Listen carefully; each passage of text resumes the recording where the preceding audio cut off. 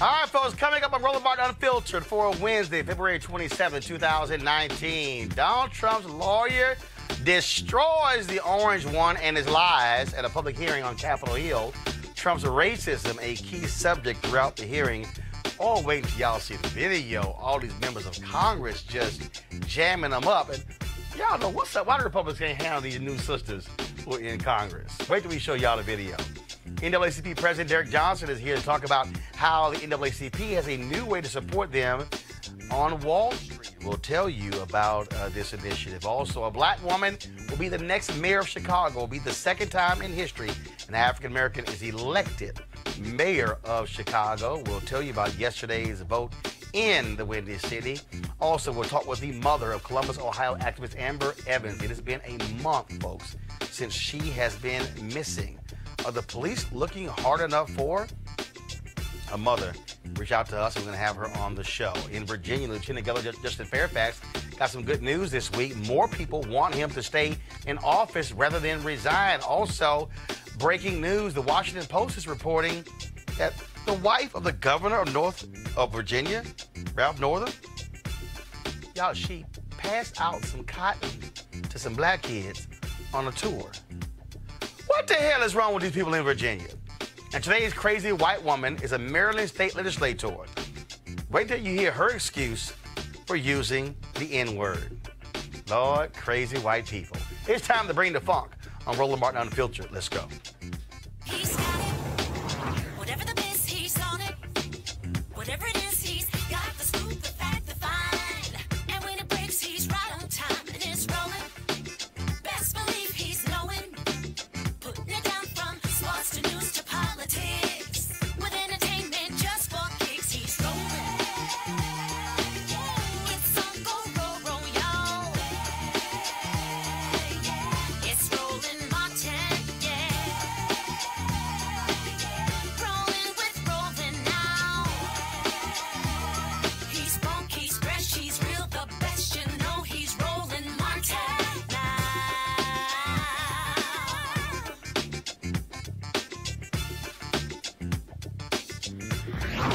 Martin.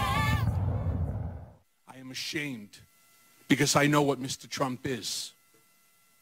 He is a racist, he is a con man, and he is a cheat. Oh, man, riveting testimony all day today on Capitol Hill in D.C. as Michael Cohen, the longtime lawyer and fixer for Donald Trump, testified publicly. Here's what's crazy.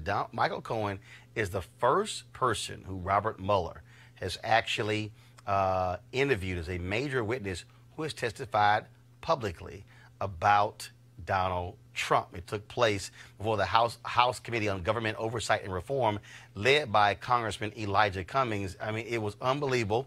On one hand, you had Democrats who were sitting here listening to Michael Cohen talk about Donald Trump and his lying and underhand dealings. And you had the Republicans who were trying to say, Michael Cohen's a liar. Well, so is Donald Trump. And what was crazy is, y'all, they couldn't even defend Donald Trump. They were just trying to say how Michael Cohen is just a straight-up liar. And so we got lots of video we want to show for you. But let's take a minute to listen to this close confidant of Donald Trump tell us what was really going on during the 2016 presidential campaign. And, of course, y'all know, I created the hashtag, we tried to tell you. We tried to tell you. Over time, I saw his true character revealed. Mr. Trump is an enigma. He is complicated, as am I. He is both good and bad, as do we all. But the bad far outweighs the good. And since taking office, he has become the worst version of himself. He is capable of behaving kindly, but he is not kind. He is capable of committing acts of generosity, but he is not generous. He is capable of being loyal, but he is fundamentally disloyal. Donald Trump is a man who ran for office to make his brand great, not to make our country great. He had no desire or intention to lead this nation, only to market himself and to build his wealth and power. Mr. Trump would often say this campaign was going to be the greatest infomercial in political history. He never expected to win the primary. He never expected to win the general election. The campaign, for him, was always a marketing opportunity. And then, of course, we had to hear Michael Cohen talk about Trump being a bigot. Mr. Trump is a racist. The country has seen Mr. Trump court white supremacists and bigots. You have heard him call poorer countries shitholes. In private, he is even worse. He once asked me if I could name a country run by a black person that wasn't a shithole. This was when Barack Obama was president of the United States. And while we were once driving through a struggling neighborhood in Chicago, he commented that only black people could live that way. And he told me that black people would never vote for him because they were too stupid. And yet, I continued to work for him. Okay, then that was all kind of craziness happening in this hearing. But early on, one of the craziest things was seeing Congressman Mark Meadows of North Carolina try to prove Donald Trump wasn't a racist by bringing out a black prop. Press play. Do you know Lynn Patton? I'm right here. Oh, yes, sir. Do you know Lynn Patton? Yes, I do. I asked Lynn to come today in her personal capacity to actually shed some light. How long have you known Ms. Patton? I'm responsible for Lynn Patton joining the Trump Organization and the job that she currently holds. Well, I'm glad you acknowledge that, because you made some very demeaning comments about the president that Ms. Patton doesn't agree with. In fact, it has to do with your claim of racism. She says that as a daughter of a man born in Birmingham, Alabama, that there is no way that she would work for an individual who was racist. How do you reconcile the two of those, Mr. As neither should I, as the son of a Holocaust survivor. But, Mr. Cohen, I guess what I'm saying is I've talked to the president over 300 times. I've not heard one time a racist comment out of his mouth in private. So how do you reconcile it? Do you have proof of those conversations? I would ask you to Do you have tape recordings of those conversations? No, sir. Well, you've taped everybody else. Why wouldn't you have a tape? That's also not true, sir. That's not true. You haven't taped anybody? I have taped individuals. How many times have you taped individuals? Maybe 100 times over 10 years. Is that a low estimate? Because I've heard it's over 200 times. No, I don't think. I think it's approximately about 100 from what I recall. But I would ask so you, why would you ask me a question, sir. Do you have proof? Do you have proof? Yes or no? I do. Oh, where's the proof? Ask Ms. Patton how many people who are black are executives at the Trump Organization, and the answer is zero. Mr. Cohen, we can go through this. Here, I would ask unanimous consent that her entire statement be put in the record. Well, Congresswoman Britta Lawrence of Michigan, she was like, that's some bullshit.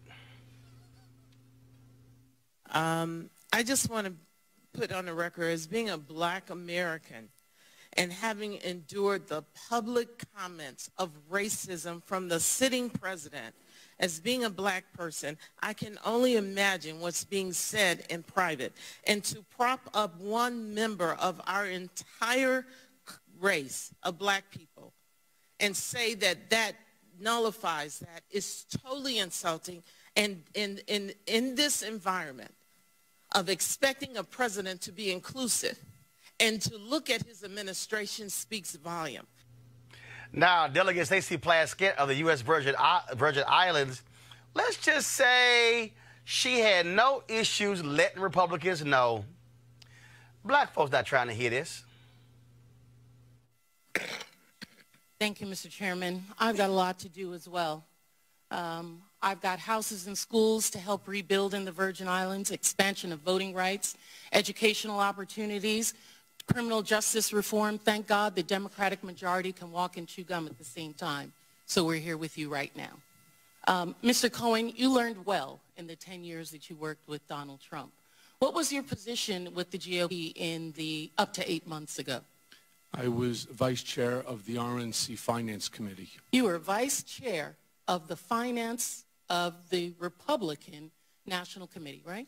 Correct. Okay.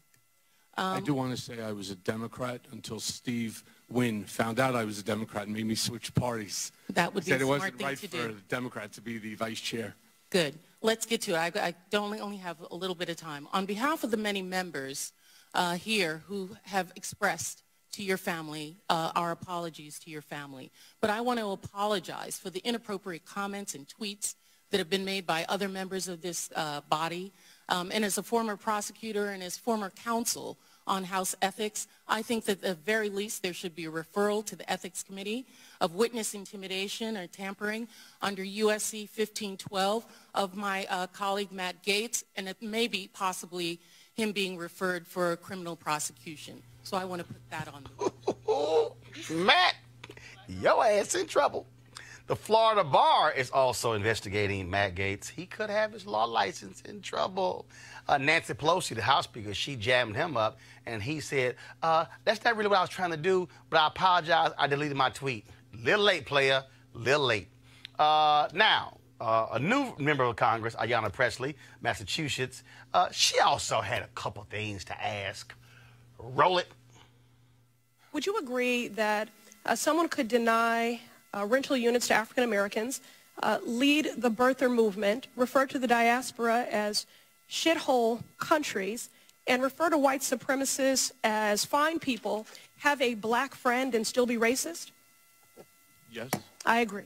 While my colleagues are trying to discredit your testimony by some of your own unlawful acts and lies, that they are disconnected with the fact that you were the personal lawyer for this president of the United States, that this president chose you as his legal counsel. My stance has always been the same, Mr. Chairman, based on the facts, not on future reports that we're all waiting on.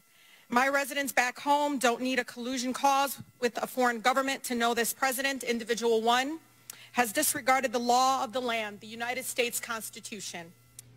Okay, I need y'all to get ready, because you're about to see a crying white man. Press play. Misused his pardon powers. Do you think the President of the United States is making decisions in the best interest of the American people?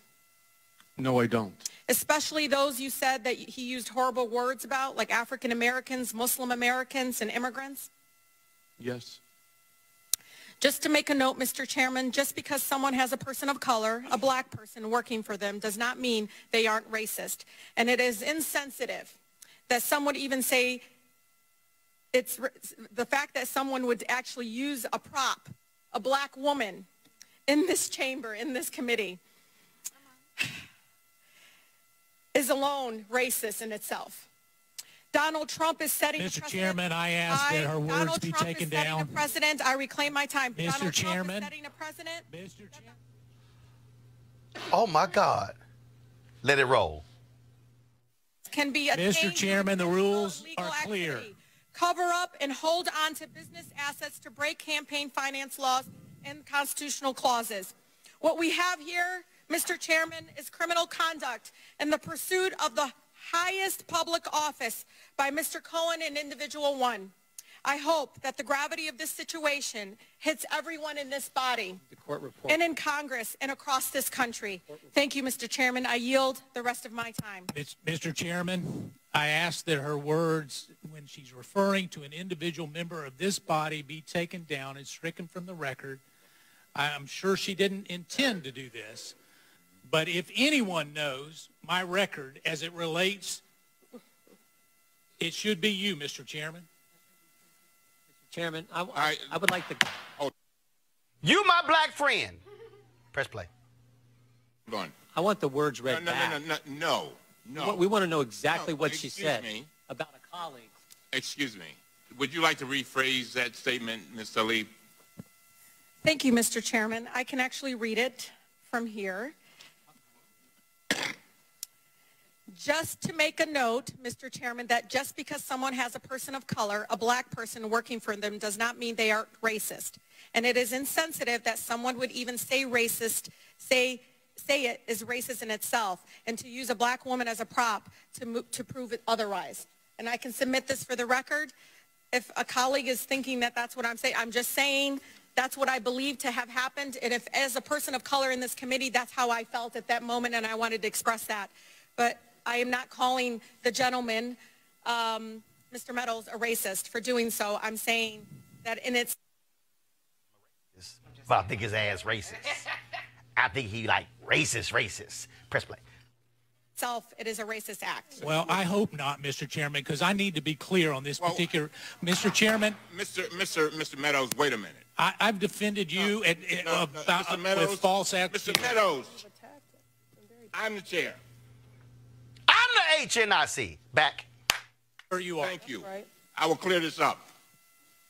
Now, Ms. Talib, I want to make sure I understand. You were not intending to call Mr. Meadows a racist, is that right? No, Mr. Chairman, I do not call Mr. Meadows a racist. I am trying, as a person of color, Mr. Chairman, just to express myself and how I felt at that moment. And so, just for the record, that's what was my intention. All right. All right. Mr. Meadows. Mr. Chairman, there's nothing more personal to me than my relationship.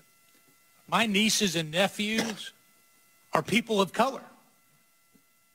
Not many people know that. You know that, Mr. Chairman. And to indicate that I asked someone who is a personal friend of the Trump family, who has worked for him, who knows this particular individual, that she's coming in to be a prop, it's racist to suggest that I asked her to come in here for that reason. Mr. President, the president's own person, she's a family member. She loves this family. She came in because she felt like the president of the United States was getting falsely accused. And Mr. Chairman, you and I have a personal relationship that's not based on color. And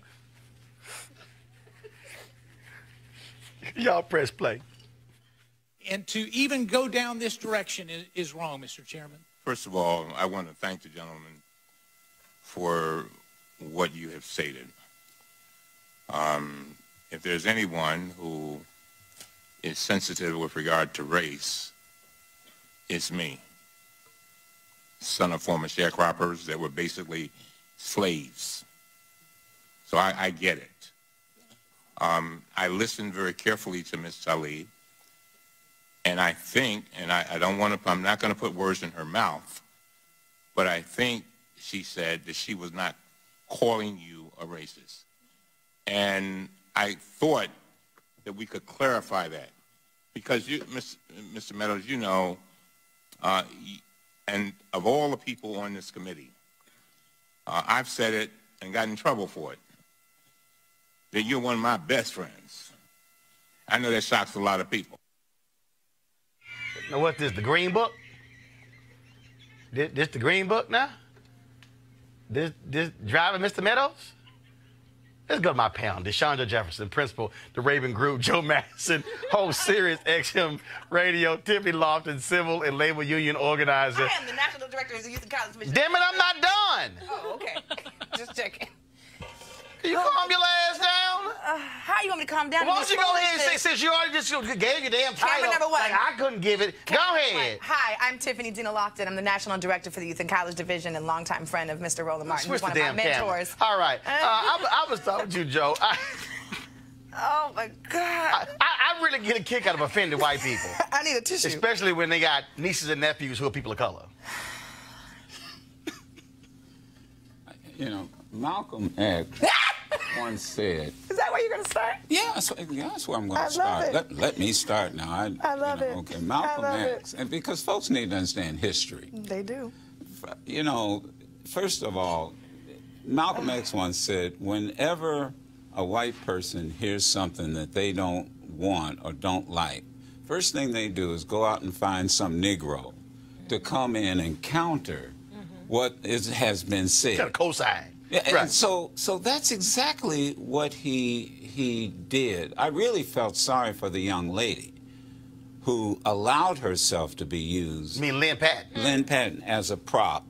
And you kind of look at her, and it was like she did kind of talk over to somebody, like, how do I get out of here? Right, like, can I sit down? Am I done? Can I sit down? Can I sit down? Can I sit down now? First of all, Joe, I've never seen that. I have never seen a member of Congress bring somebody a human prop on the rostrum. A human prop. I mean, I've seen them point out in the audience, yes. but I've never seen that, Deshaun. I've never seen that. No. Yeah, let's just call it. I mean, first of all, let's just understand what this was.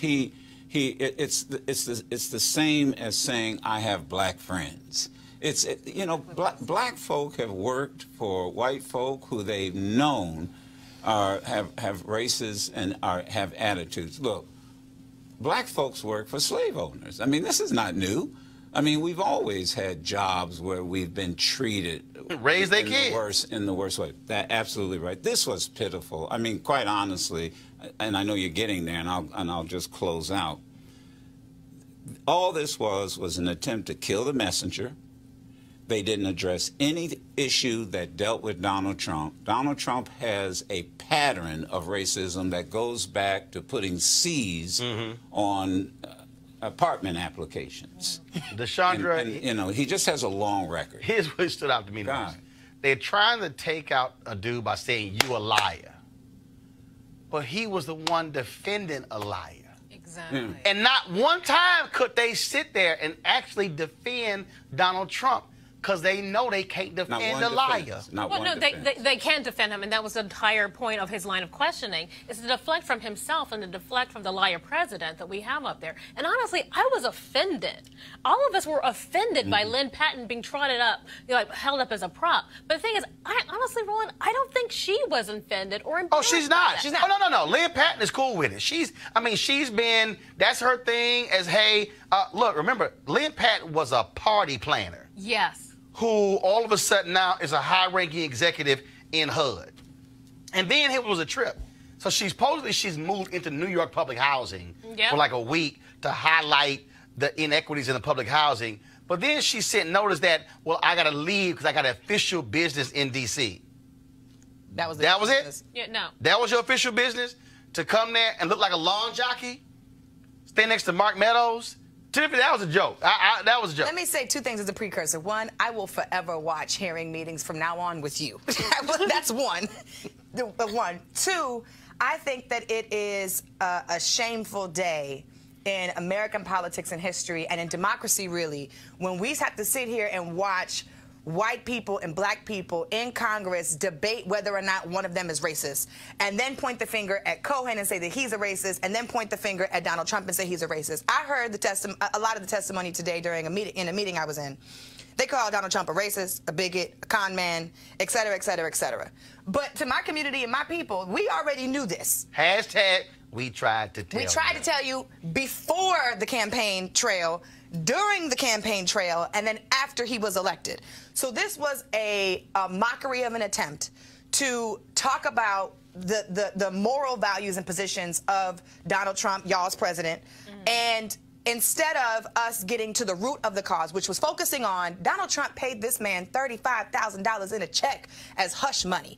He talked crap about his son. Paid it while he was in the Oval Office. While he was president. He committed a crime. While he was president, he committed a crime. He also told Cohen, listen, send a threat to everybody. I don't want my grades from school being released. I don't want my SAT scores being released. I don't want nobody to know that But he called for Obama's records.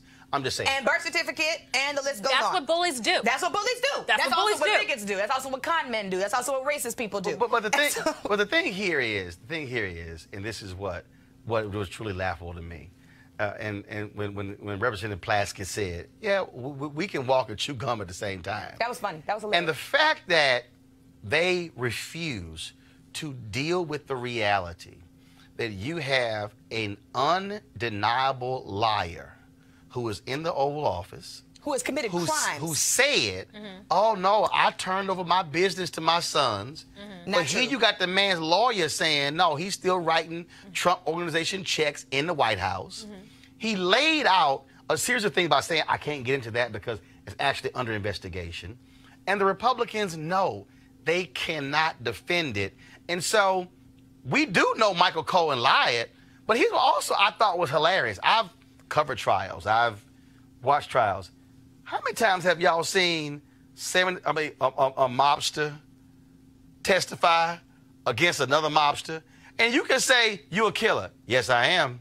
But he told me to kill. Yeah. And that's what it sounded. This reminded me literally of the testimony, Joe, in the 60s of mobsters who, Cosa Nostra was called out, and they were all called through. That's what it sounded like. I totally agree with you. And keep in mind, he's not on trial. He's not. He's already, I'm talking about Cohen. Yeah. And that's how the Republicans approach this, that as if he's on trial. He is not on trial. I'm a little subdued because I had to take a nap. I just got tired of, and maybe as I'm showing my age, I just got tired of hearing the same thing from every Republican. And we can say what we want to, but I'll give them credit. Boy, they can stick to a script. Like a Broadway play. Especially, Deshandra, you ain't got nothing else. You got a book deal? You gonna do a book deal? I love this one. Will you say under oath that you will not sign a book deal? And he's like, he said no. I just told y'all yesterday I lost my law license. Hell no, I ain't gonna tell you. I ain't gonna sign a book. I mean, it was like they were stuck on a book deal. Yes, they were. They were stuck on a television show. They're stuck on stupid. Yeah, they're stuck on stupid. That's stuck what on stupid. No, they have to keep points. They have to keep distracting from the real issues because they have nothing else. Nothing else. I will give Cohen credit when they asked him, well, what does that make you? And he said, a fool. I mean, he knows. Listen. We all know he's a liar. Everybody plays a fool. But I did, and I'm going to do this tomorrow morning on my show, and I know you got Derek on from NAACP. And he's up next. Well, Derek, you ought to give Cohen an award. The NAACP ought we ain't to give. Today. No, listen. Understand my sarcasm. Go ahead. They ought to give him an award because what Cohen did was what a lot of people don't obviously see. He brought us inside. That's right. Yeah. The operation. He brought us inside those private conversations. That's right. That you don't have. That you don't have a tape. Why would Cohen have a tape when he's probably used the N-word 100 times himself and wouldn't have a problem admitting? That's what I mean sarcastically, that he brought all of us inside these conversations that take place in back rooms, take place at poker tables, take place in bars, and he has exposed Trump for what he is. But the reality is, Trump has exposed himself. We knew what he was from the get-go. I was going to say, no, you're right. Yeah. Trump has exposed himself. When he came out and announced his run, for the presidency, before that was the birther thing, but when he's calling, Mexican immigrants, criminals, racists, drug dealers, we've seen this language from him, and I'm tired of people pretending like none of this existed. Remember the judge in Indiana. I want to be very, very clear that this is super important because this man, Donald Trump, plans on running for re-election. And if we're going to talk about not just his personality, which we all know is out of this world and effed up, but his actual crimes that he has committed while he is president that we need to take seriously, which my auntie Maxine Waters has been saying he needs to be impeached for a very long time, that the way this testimony plays out and what we don't hear, because yesterday there was a private testimony that we didn't get a chance to see, and tomorrow we're not going to see the testimony that Michael Cohen's going to do again, that all of this is, even though it's not a trial, should be taken seriously in consideration, not only with trying the president for the crimes that he's done, but re-electing somebody, not re-electing somebody who does not deserve to be in office in the first place. Congressman Elijah Cummings, he closed the hearing out with a powerful speech. I want to go ahead and play some of that before we go to our next story. So, folks, let me know when y'all got that queued up. And so this was the end of the hearing. It took place all day, of course. They had a couple of breaks. Members of Congress had to go vote. And so this was Congressman Elijah Cummings closing the hearing down. We're better than this. We are so much, we really are. As a country, we are so much better than this. And, I told you, and for some reason, Mr. Cohen, I tell my children, I say when bad things happen to you, do not ask the question, why did it happen to me? Ask the question, why did it happen for me? I don't know why this is happening for you, but it is my hope that a small part of it is for our country to be better. If I hear you correctly, it sounds like you're crying out for a new normal, for us getting back to normal. It sounds to me like you want to make sure that our democracy stays intact. The one meeting I had with President Trump, I said to him, the greatest gift that you and I, Mr. President, can give to our children is making sure that we give them a democracy that is intact. A democracy better than the one that we came upon.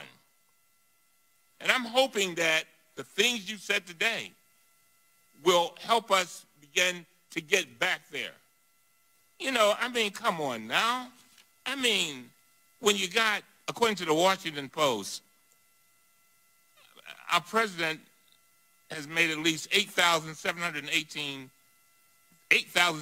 false or misleading statements. That's stunning. That's not what we teach our children. I don't teach mine that. And for whatever reason, sounds like you got caught up in it. You got caught up in it. You got caught up in it. And some kind of way, I hope that you will, I know that it's painful going to prison. I know it's got to be painful being called a rat. And let me explain. A lot of people don't know the significance of that, but I live in the inner city of Baltimore. All right? And when you call somebody a rat, that's one of the worst things you can call them, because when they go to prison, that means a snitch. I'm just saying. And so the president called you a rat. We're better than that. We really are.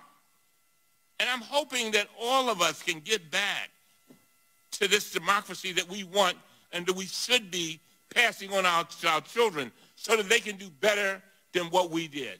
When we're dancing with the angels, the question will be asked, in 2019, what did we do to make sure we kept our democracy intact? Did we stand on the sidelines and say nothing? Go ahead and preach. Preacher Cummings. All right, y'all. We're going to move on to our next story. Yesterday, NAACP President Derek Johnson rang the closing bell at the New York Stock Exchange to highlight the NAACP's Minority Empowerment ETF. An ETF is like a mutual fund that will invest in companies that invest in our community and support the goals of the NAACP.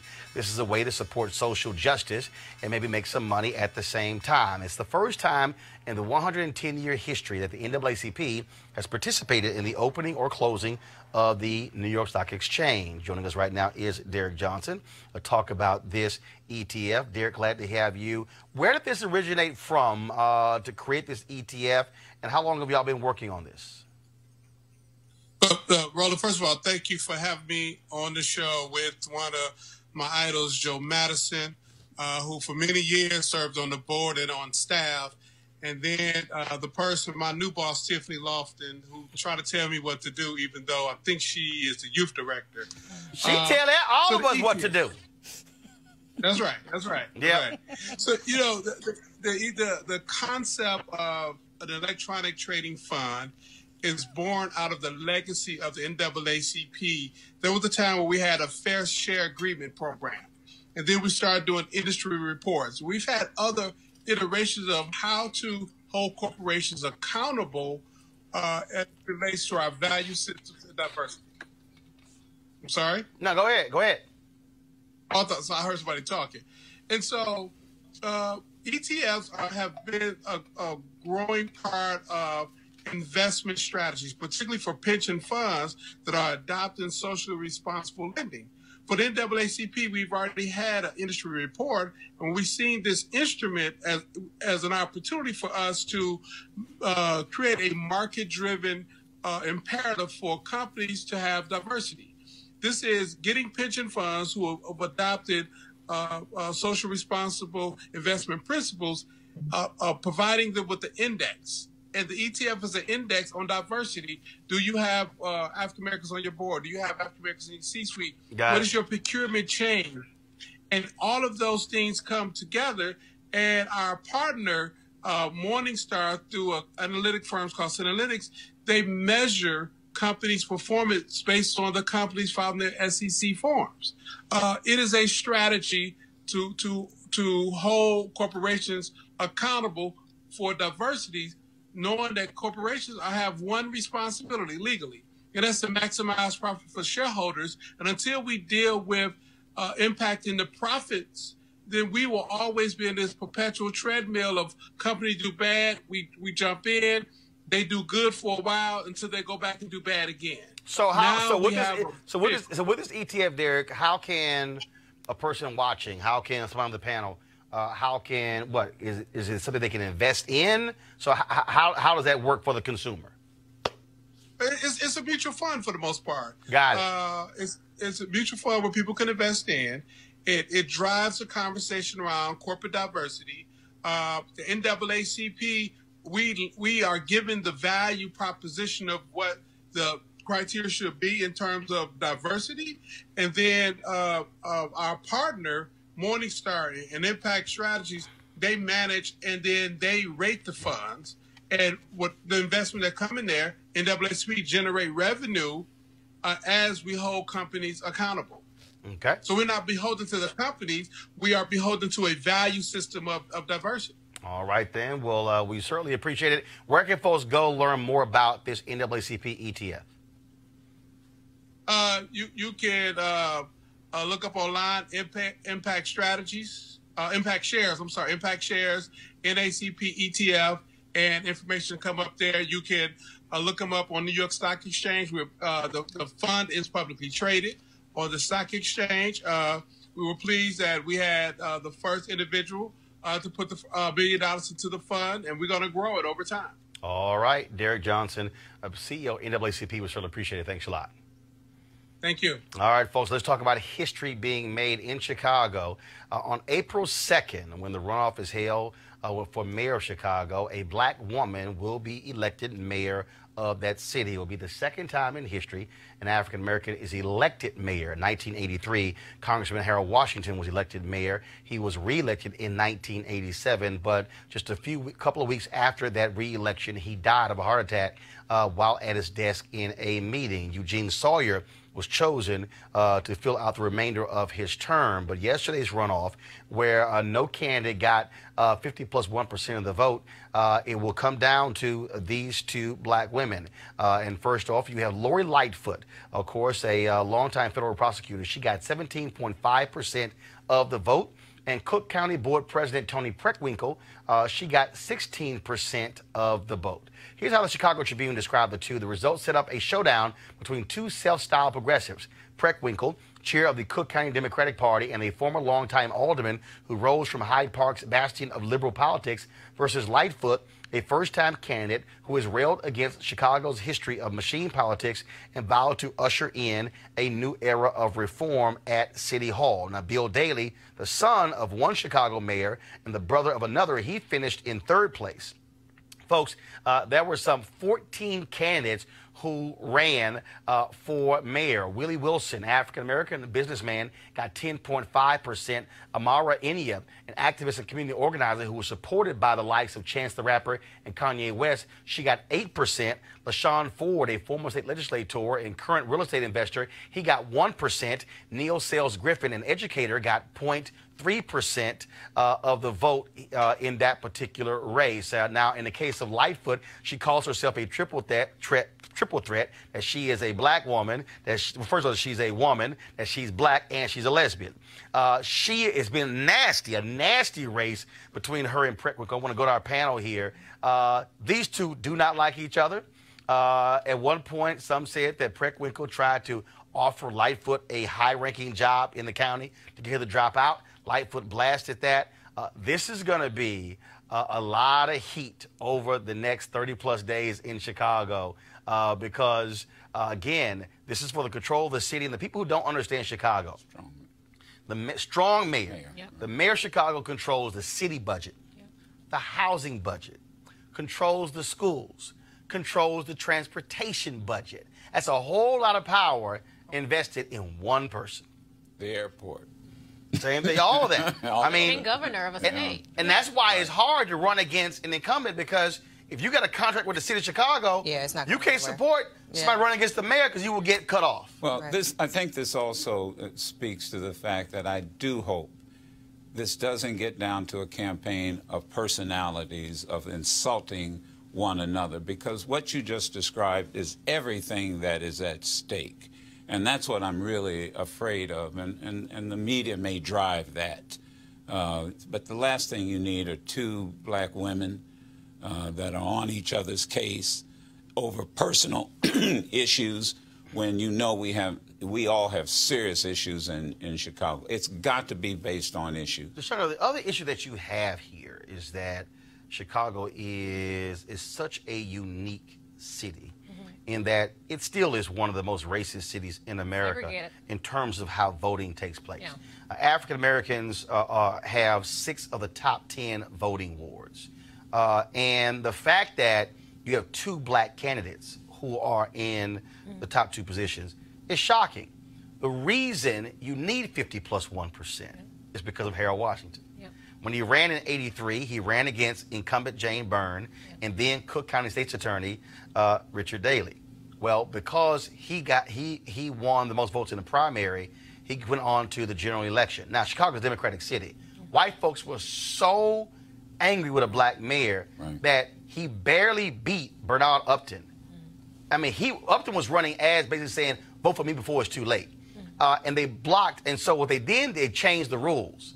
And then if you ran, you had to get 50+1 in the primary because they said we will never have another Harold Washington. And so this is going to be interesting, to Joe's point, how this thing breaks down with issues and what voter turnout is going to be like. Well, first of all, this is Chicago politics we're talking about. It's not going to be just on policy. It's going to be on personality. As Roland mentioned, it's already kind of gotten ugly when, you know, one candidate's offering another one a high-ranking job. Now, Tony Preckwinkle, first of all, I grew up outside of Chicago. And I remember when Mayor Washington died. I remember little white kids coming up to me and making racist comments about, oh, well, we finally got rid of him. Like, excuse me? But that legacy is still there in Chicago, even though it has such a high concentration of people of color, people that look like us. But this race is going to be ugly. I'm sorry. It's going to be like knockdown, drag out, because so much is at stake. And you have someone who came up through the party system, someone who is the quote-unquote establishment candidate versus that insurgent outsider. This is going to be an interesting race to watch, but it ain't going to be about policy. It's going to be about personality. Tiffany, but also I think for black folks to understand, this boils down to power. Harold Washington brought in a number of black folks into city government that had been locked out. General counsel, legal counsel, so many other positions. And the white folks in Chicago, the aldermen, they did everything to block him. Ed Burke, who also was indicted, who won yesterday, he was one of those leaders. And when I say they tried, I mean, many people in Chicago still believe that the pressure that Harold Washington was under for 4 years caused his death because of how white folks on that alderman, how they treated him. And so for African Americans, now you're talking about not being in the position. Because, look, I spent 6 years there, and all black folks would say is, when Harold was mayor, when Harold was mayor. And I kept saying, damn it, y'all, he dead. Right. And how do you have that many black people who are in the city and they're not voting? So now have an opportunity for the African American to be back as the mayor of Chicago is a huge deal. It's going to be a power thing, too. Yeah, it's a power thing. It's an access thing. But what you said, Roland, was key. We have when this runoff happens in April, the folks in Chicago are determining their future. they're going to be going to the polls to determine which direction do we want our schools to go in, what direction do we want our communities to go in, what direction do we want our infrastructure to go in.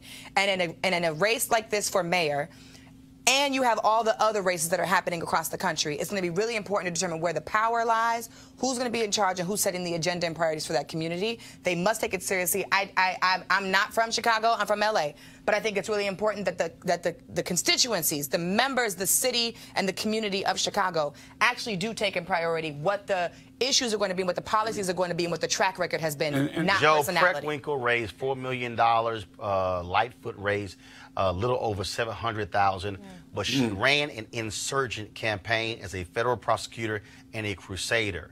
Do you believe that with Lightfoot saying, I'm an outsider and I'm running against the ultimate insider? I don't think it's going to work in Chicago.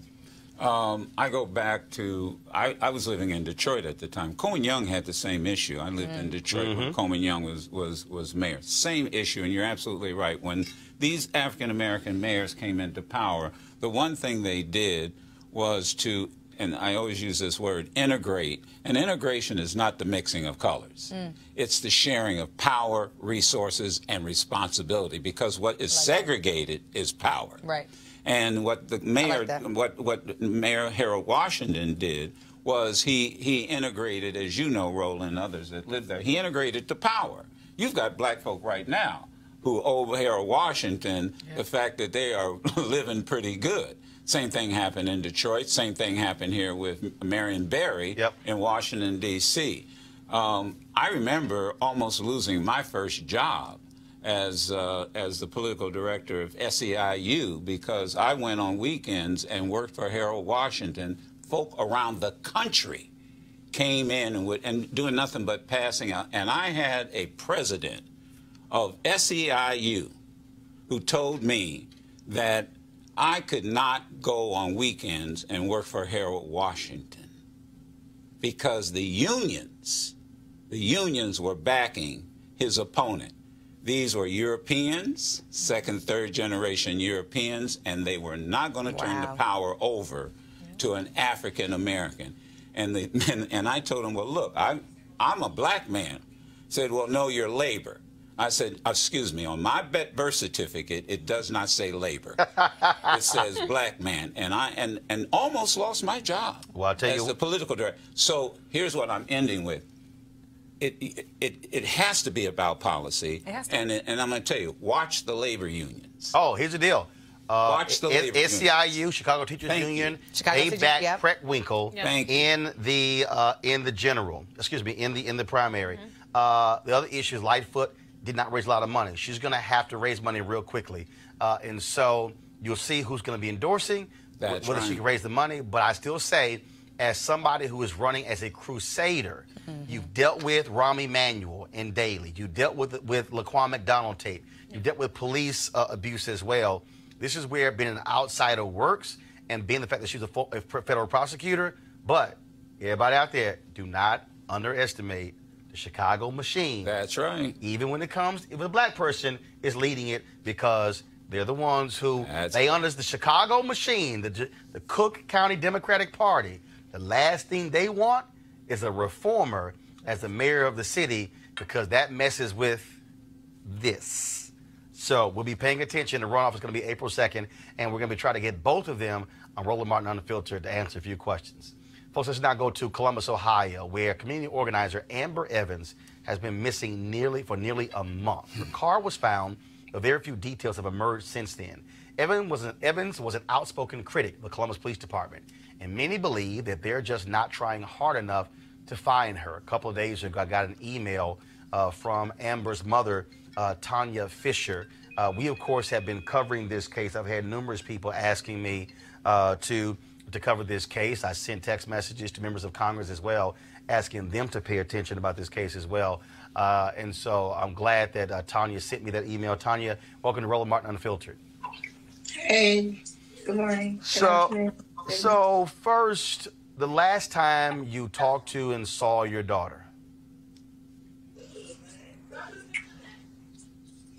The last time I had spoke to my daughter was the Saturday before that Monday, and she had spent time that Friday with her siblings at my mother's home. And they had all got together. They had a great time, from what I understand. I was in Cleveland for a little bit that evening on Friday. So then Saturday, I didn't talk to her Friday night, but then Saturday I talked to her in the mid-afternoon.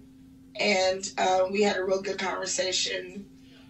She seemed to be really good in spirits. I was asking her how the new job was going and everything. She was like, it's work. And then I was like, well, I understand. I said, so what's going on with it? And she was just like, it's just trying to pull things together, because it's a new position. I said, yeah.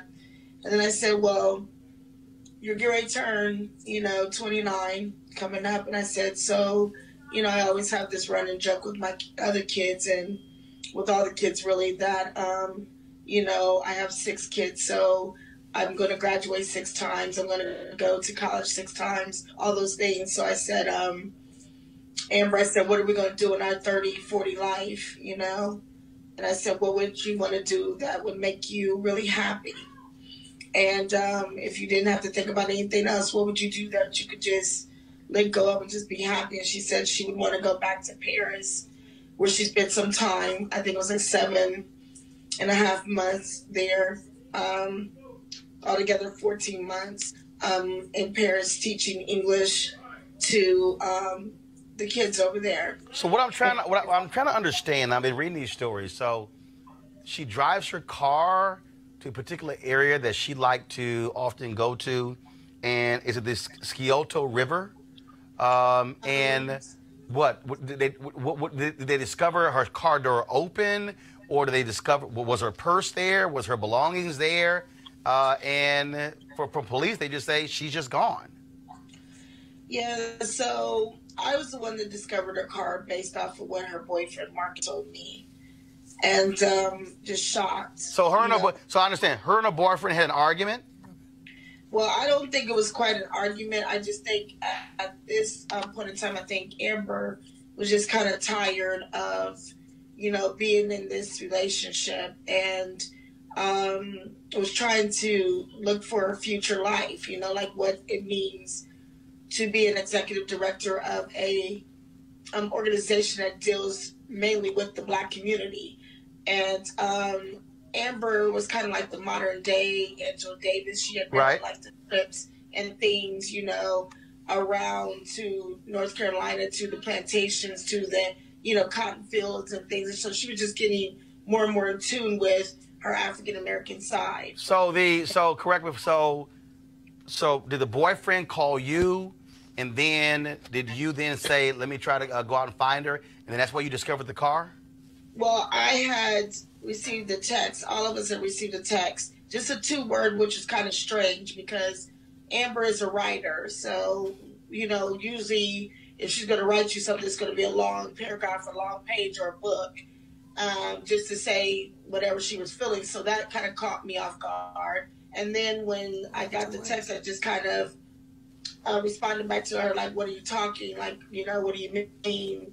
And so then at the same time, my phone rings, and it happened to be Mark, and he was crying and upset, and I got kind of alerted because I had just walked in the door with my other daughter, and we were preparing her for college, and it just caught me off guard to hear him crying and to receive that text from Amber.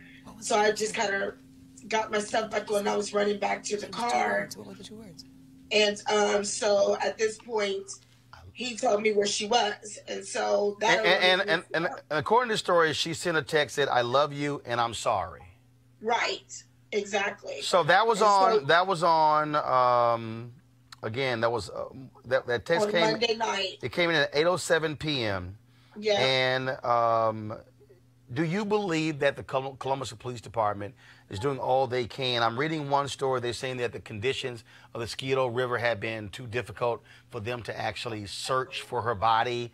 Well, we had ordered for a meeting with them because after, almost going into 3 weeks of just total nightmare, just worry, just crying, just not knowing anything, not hearing anything, I had never talked to the lead detective before, and he didn't interview me or anything. And so at that point, I was just a little bit furious and frustrated. Mm-hmm. So I had, that's when I guess everybody had reached out on the behalf of me, you know, hearing my stories, hearing my frustration. And I guess that's when Congresswoman Betty got involved. And at that point, they allowed us to have a meeting with them. And so in this meeting, I brought 7 of my top family, you know, members and friends. And we began to question them pretty heavily about things. And it still wasn't making a lot of sense because we've seen numerous times on television, on the news at 11 o'clock, you know, Fox News at 10 o'clock, all these different genres, MSNBC, news channels that, you know, when people are missing of the opposite race, they run in, they're diving in. Yeah, well, and look, we've covered those. Look, that's the reality is that when it's white, they're right, and they cover those stories. That was one of the reasons why we wanted to keep this focus as well. You're a former mental health worker, and this is the last question for you. You're adamant that your daughter did not commit suicide. I'm very adamant of that because it just is not adding up. And for everybody to just, well, not just everybody, but the boyfriend to be so final. And then for him to be executing things with even her landlord, like for him to bail out of the apartment that they're staying in, to run home to his parents, to the things that are set up the way that they are, things just don't make sense. And it's just the truth. It just doesn't add up and make sense. We need some answers to a timeline. And we need those answers now. And I'm the one that's giving the police the avenues of what they need to know as far as, you know, things that I'm finding and discovering. I'm passing that on. Gotcha. And now I'm the one that's talking directly to the sergeant of the Columbus Police Department. I'm no longer dealing with the lead detective. So at this point, we just need answers, and they're promising, you know, now we're just lighting the fire. Right. You know, which is sad because it's 5 weeks and we've lost so much ground. So it just seems like we're just now lighting the fire. But to let them know and for the world to know that we are not going to stop. This is my job now. Right. And I'm not going to stop as a mother. I mean, if you know anything about, you know, the cord that ties a mother to their child, I'm that mother. I don't stop. I won't, you know, quit. It won't. There's nothing that is going to make this any different. So they better get ready because it isn't going to end. Well, Tanya, we certainly appreciate you reaching out to me, sending me that email. That's why we wanted to have you on. Folks, if you have any information regarding Amber Evans, the Columbus Police Department's Missing Persons Unit is 614-645-4280, 614-645-4280. Tanya, we're going to be hoping for the best, and we're going to keep the attention on this story as well, because one of the reasons we created this show is because we understand the mainstream media doesn't cover our stories. And so hopefully somebody who's watching this right now on YouTube or Facebook or Periscope got any information. Hopefully we can have some good news about the whereabouts of your daughter, Amber Evans. We appreciate you joining us. Yes, thank you, Roland. Thank you, Jackie. All right. Tanya Fisher, thanks a bunch, the mother of Amber Evans. Folks, we're going to go to a break. We'll be back on Roland Martin Unfiltered in just a moment.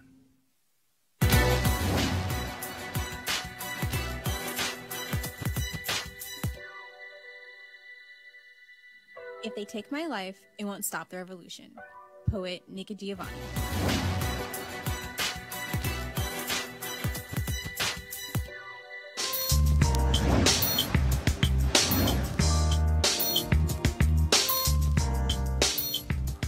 All right, right, folks, HBCU Giving Day. Our university is Lane College, associated with the Christian Methodist Episcopal Church, located in Jackson, Tennessee, founded in 1882. Notable graduates include Donald L. Hollowell, Dave Clark, and Jacoby Jones.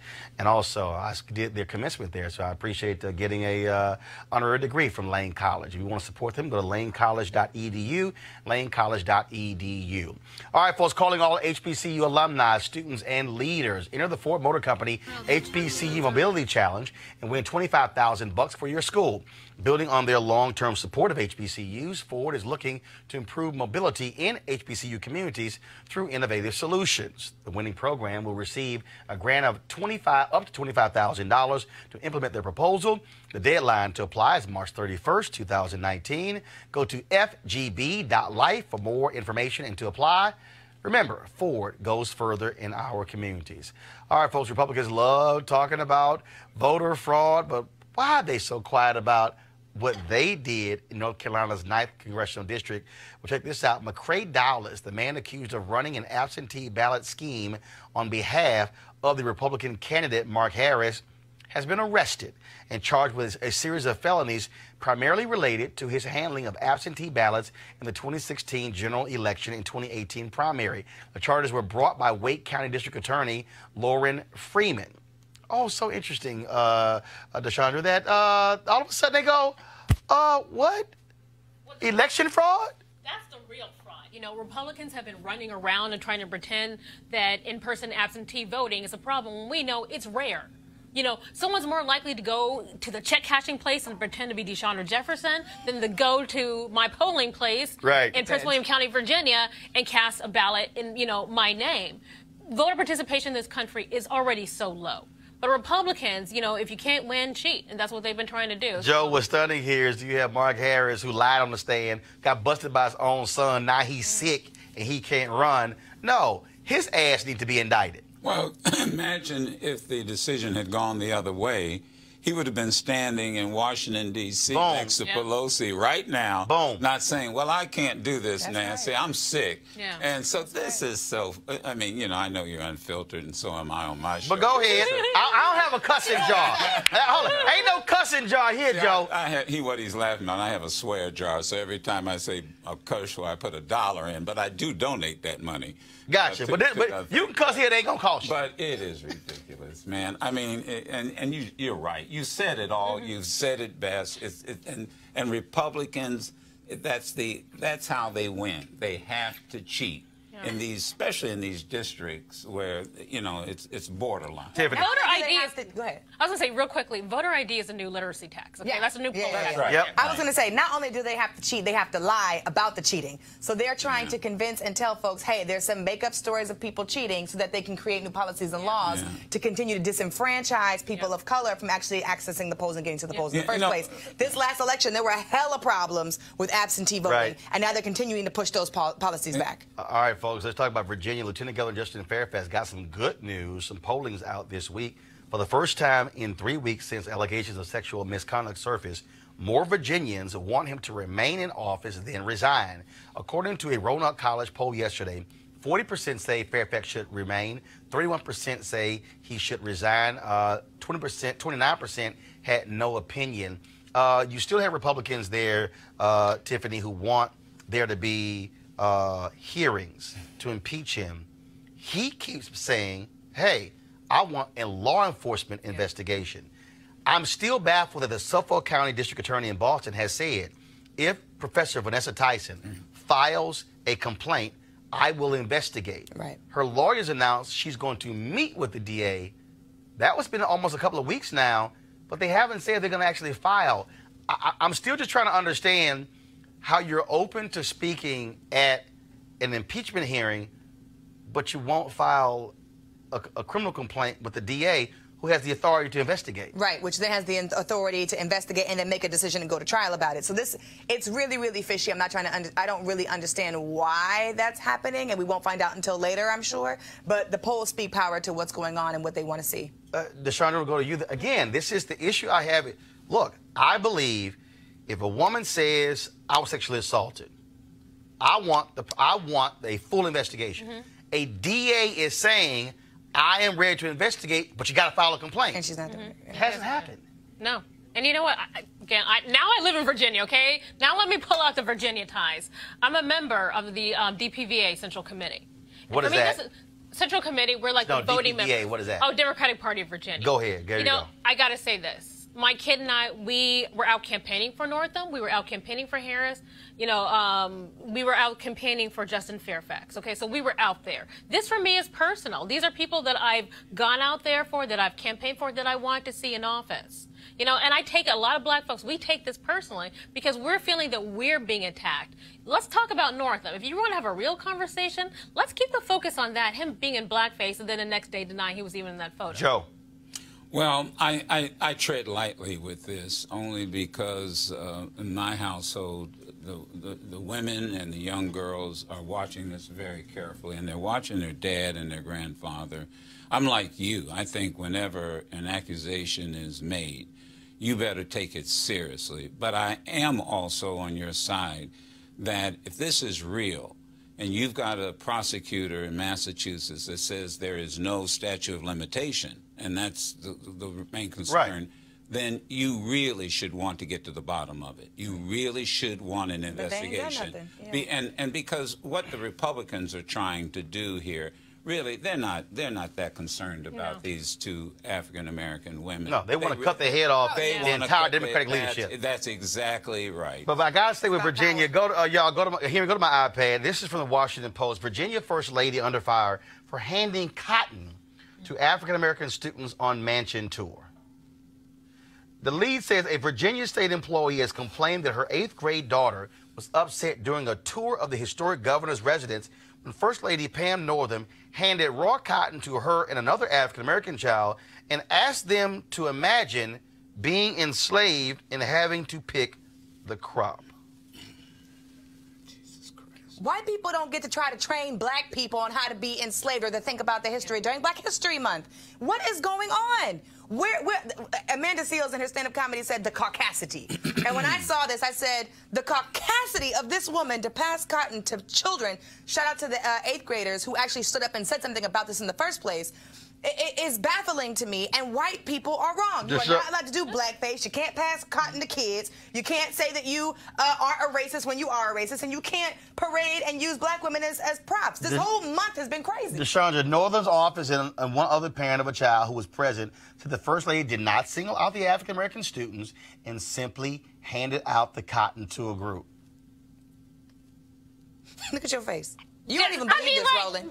You don't even believe this is right, Roland. Wait. Her husband, again, I want to go back to the black. Her husband was in blackface or a Klan. There's a photo of him in a yearbook, and they turn around the next day. Either blackface or in the Klan robe. Remember, we don't know which one yet. He's in the picture. He's in the picture. He's not in the picture. Whatever. The changing story. They are not sensitive to the black community, which helped them get elected in the first place. No, I don't think that they're not sensitive. I don't think that they respect the black community. I really don't think that they care. I don't think they're sensitive. I think they're disrespectful. That's Joe, isn't it a good idea? White folks, don't even hand me a cotton swab. Just I had somebody on my show say they don't even like to touch the cotton in an aspirin bottle. Ain't that sad? I mean, but look, let's just be understand. It's ignorance. If you're gonna talk about cotton, talk about the invention of the cotton gin, how it changed the entire country, not just in Virginia, the South, but the reality it was transcontinental.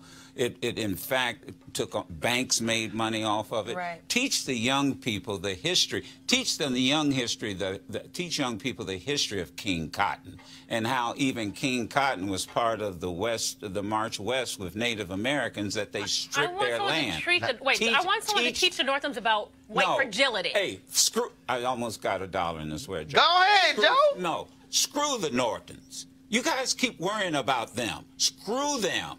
The reality is teach these kids their history. The Northams are stupid. Can I go one step further? Let me go one step further. There are stupid people in power. Facts. They are. You got a president and racist people in power. Go ahead. I would say, yes, the education piece, but past all of that, I just need white people to apologize and offer reparations. Period. I want money for when you do stupid things like this. I want you to pay. So what you're saying is, so Joe got a swear jar.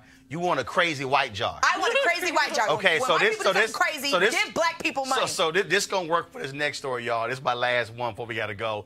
Y'all know we always profile crazy ass white women. Okay, we got a crazy ass white woman in Maryland. Her name is Mary Ann Lasanti. She described a legislative district in Prince George's County as an N-word district. At first, she said she couldn't remember saying it. But when the Washington Post asked her if she had ever used the word, this is what she said. I'm sure I have. I'm sure everyone has used it. I've used the F word. I use the Lord's name in vain. What, y'all? Well, hold on. You left one other thing out. She said it wasn't, this was the one, it wasn't in her vocabulary. Right. Right. She said it was not in my vocabulary, but it came out my mouth. It came out my mouth. Y'all, she's been stripped of her subcommittee chairmanship and will undergo sensitivity training.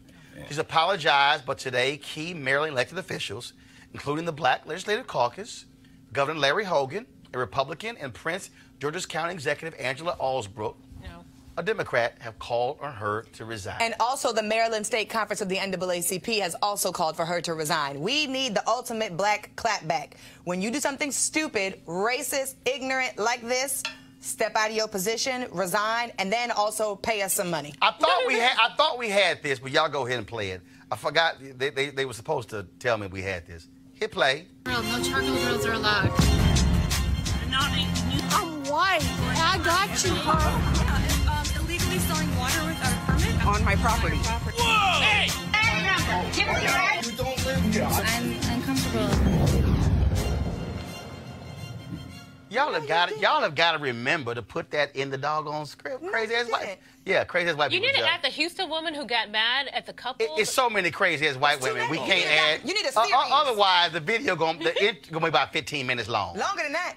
Joe, go ahead. Well, no, I wanted to get back and one thing about Amber Lynn, and I thank you so much for Amber Evans. Amber Evans, go ahead. because I was here when you first broke that, and we started on our show. All right. And I'm going to say something. You know, for CNN and MSNBC and all the networks ought to be ashamed of themselves. And the black folk who work for them ought to be ashamed of themselves, because I remember when this young white college student in Iowa was missing. Her image was all over the country. And we have to demand this, but also we have the responsibility. We can't wait on these networks to do that. We have the ability in our pocket with these phones, and I'm saying this is what we ought to be tweeting about. This is what we ought to be talking about. There's more information about R. Kelly and his dumbass than there is about Amber Evans. She's out there somewhere, and it's up to us to take care, because and so it's on us too. Absolutely. And I want to thank you, Roland, You've always done for bringing this to our attention. And any other brother or sister that's got a show or a podcast, get serious. That's right. Right, Black Lives Matter. Use it. And look, I make the point that, look, there, and I tweeted this a couple weeks ago, that if you take the 8 cable networks that target black people, that either black-owned or target black people, combined, they do 1,344 hours of television a week. And out of those 1,344, there is not a single hour dedicated to a news show. I keep saying, black folk, that we are entertaining ourselves, laughing ourselves to death. You gotta have a place for Tanya, that girl's mama, to be able to call and say, do something. And I'm going keep to tell the you, thing on my daughter. She's going to be on my show if I can before the week is out, and we're going to repeat it. But it's this thing called, they call it infotainment. In other words, the information has to be presented in an entertaining way. Right. And it's got us all screwed up, because there's nothing entertaining about a missing young woman who is out there. Because if that was your daughter or your sister that's or your niece, exactly right. you want somebody talking about the story as well. Or my neighbor. That's right. Final thoughts, DeShandra, I'm going to start with you. Whatever you want to say. All right. You know what? When we were talking about that Maryland legislator, we have to demand better. I want to say that for Virginia, we've got to demand better of our elected officials. I'm sorry, it does matter that Northam is still governor in blackface, and his wife thinks it's okay to hand out cotton balls to kids who are visiting the governor's mansion. For me, that's offensive. Yeah. But we can't get past it if we don't call it out and if we don't demand better. Joe? Well, I do want to give Elijah Cummings credit. He ran one hell of a committee meeting.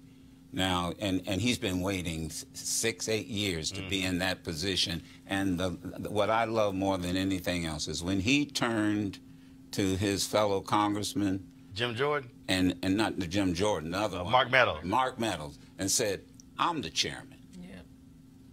This is I have the power." I want folks to pay attention to that. Mm-hmm. I give Elijah Cummings credit. He ran a hell of a committee hearing. Tiffany. I'll just say two things. One, I agree with that.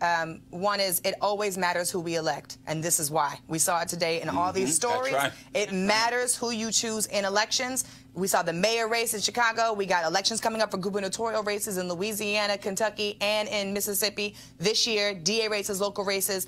Every race matters. And two, every election race matters. And two, it is really, really important that we figure out the campaign to get white people to pay when they do something effed up, like all the things that we saw during Black History Month this year. I want white people to pay for their actions, and we have to figure out that campaign. Now, Roland, what's her title? National College Director. Oh, okay.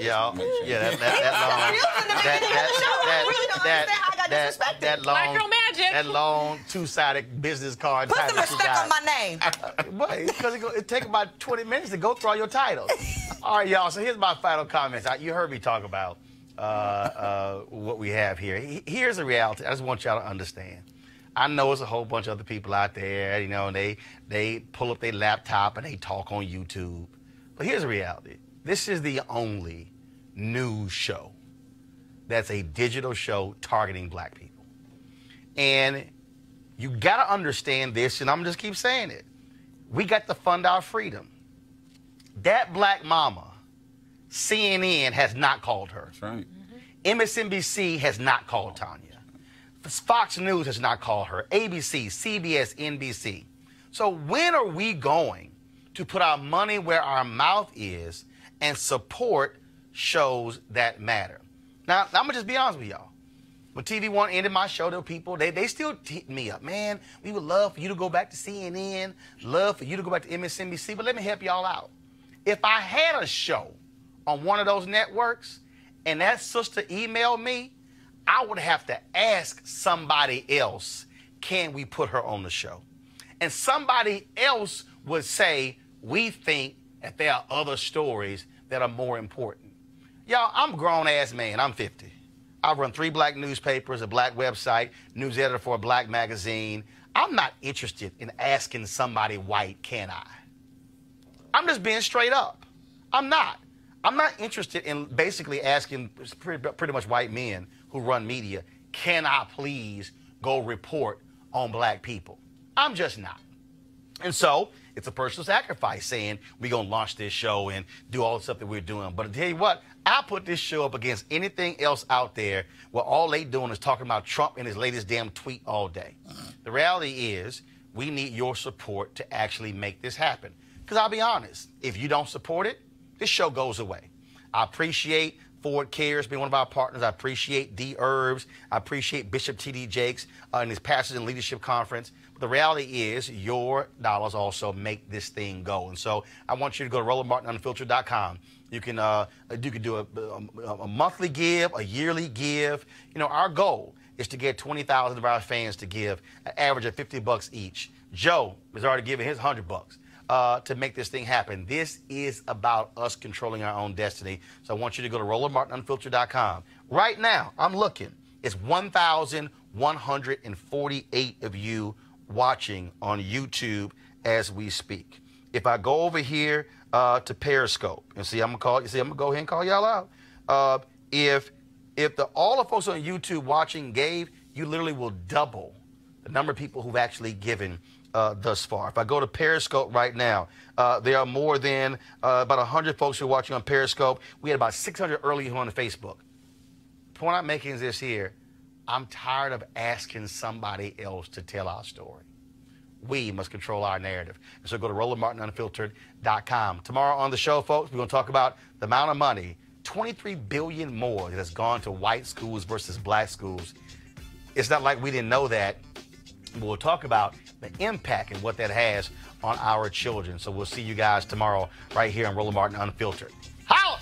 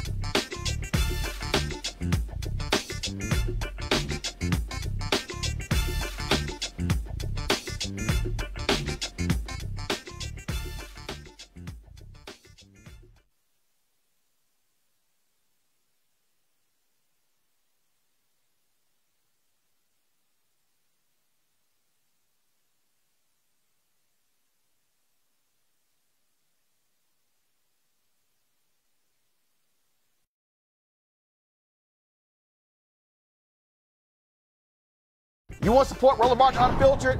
Be sure to join our Bring the Funk fan club. Every dollar that you give to us supports our daily digital show. There's only one daily digital show out here that keeps it black and keep it real as Roland Martin Unfiltered. Support the Roland Martin Unfiltered daily digital show by going to RolandMartinUnfiltered.com. Our goal is to get 20,000 of our fans contributing $50 each for the whole year. You can make this possible. RolandMartinUnfiltered.com. You want to check out Roland Martin Unfiltered? YouTube.com/Roland S. Martin. And subscribe to our YouTube channel. There's only one daily digital show out here that keeps it black and keep it real. It's Roland Martin Unfiltered. See that name right there? Roland Martin Unfiltered. Like, share, and subscribe to our YouTube channel. That's YouTube.com/Roland S. Martin. And don't forget to turn on your notifications so when we go live, you'll know it. Hey fam, want to check out Roland Martin Unfiltered? The blackest show on all of digital, cable, and broadcast. Check out our audio podcast. There's only one daily digital show out here that keeps it black and keep it real. It's Roland Martin Unfiltered. Press play.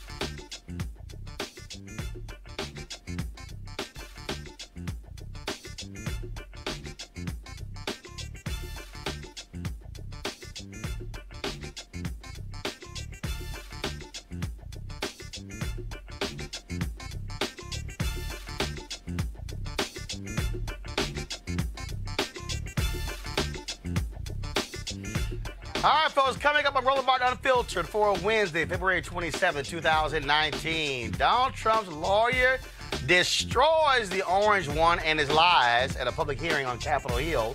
Trump's racism, a key subject throughout the hearing. Oh, wait until y'all see the video. All these members of Congress just jamming them up. And y'all know what's up. Why the Republicans can't handle these new sisters who are in Congress? Wait till we show y'all the video. NAACP President Derek Johnson is here to talk about how the NAACP has a new way to support them on Wall Street. We'll tell you about this initiative. Also, a black woman will be the next mayor of Chicago. It will be the second time in history an African-American is elected mayor of Chicago. We'll tell you about yesterday's vote in the Windy City. Also, we'll talk with the mother of Columbus, Ohio activist Amber Evans. It has been a month, folks, since she has been missing. Are the police looking hard enough for her? A mother reached out to us, and we're going to have her on the show. In Virginia, Lieutenant Governor Justin Fairfax got some good news this week. More people want him to stay in office rather than resign. Also, breaking news, the Washington Post is reporting that the wife of the governor of Virginia, Ralph Northam, y'all, she passed out some cotton to some black kids on a tour. What the hell is wrong with these people in Virginia? And today's crazy white woman is a Maryland state legislator. Wait till you hear her excuse for using the N-word. Lord, crazy white people. It's time to bring the funk on Roland Martin Unfiltered. Let's go.